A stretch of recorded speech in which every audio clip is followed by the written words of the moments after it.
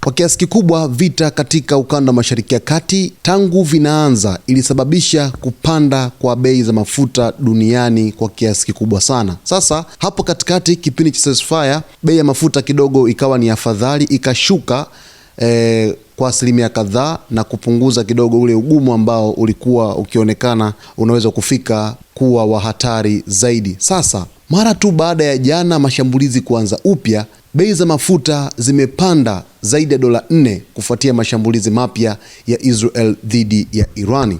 Bei za mafuta duniani zilipanda kwa zaidi ya $4 kwa pipa Jumatatu, huku wawekezaji wakihofia athari za mashambulizi mapya ya Israel dhidi ya Iran pamoja na mashambulizi yaliyofanywa Lebanon siku moja kabla.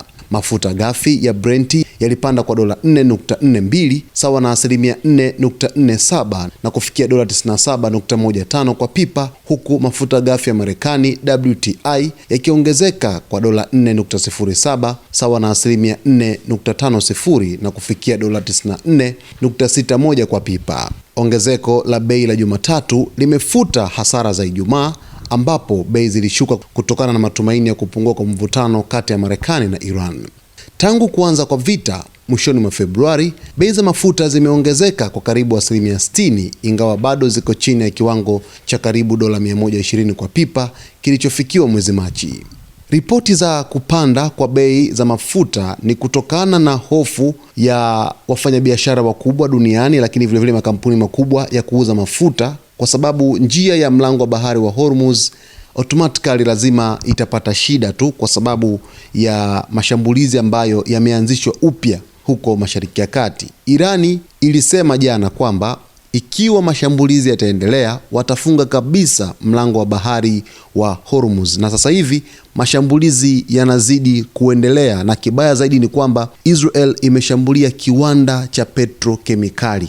Sasa kwa kufanya hivyo, Irani inaweza kutumia mwanya huu kwa kukomoa nchi zote ambazo zimekuwa zikitegemea mafuta kutoka Mashariki ya Kati, kwa sababu wanaita huu ni uchokozi ambao umeanzishwa na Marekani kwa kiasi kikubwa, lakini pia akiwa na mshirika wake Israel. Sasa 4% kwa pipa ni kiwango kikubwa sana, kwa sababu hapa imefikia sasa hivi ni $97.15 kwa pipa. Hayo ni mafuta ghafi ya Brent. Ina maana kiwango cha juu zaidi ambacho kilifika ni $120 ambacho kilifika mwezi wa 3 wakati vita vilipokuwa vikishamiri kwa kiasi kikubwa sana kati ya Israel, Irani pamoja na Marekani. Tusubiri tuone. Kwa hivi sasa kufikia $97.15, ina maana bado $3 tu kufika $100 kwa pipa, kiwango ambacho bado kipo juu kwa mustakabali wa biashara za mafuta duniani. Nitazidi kukujuza kile ambacho kinajiri kutokana na taarifa ambazo zinatufikia katika meza yetu ya habari hapa Zone Media. Cha msingi tu ni kuweza kuwa karibu nasi wakati wote kwa kusubscribe channel yetu, kulike, kucomment pamoja na kushare.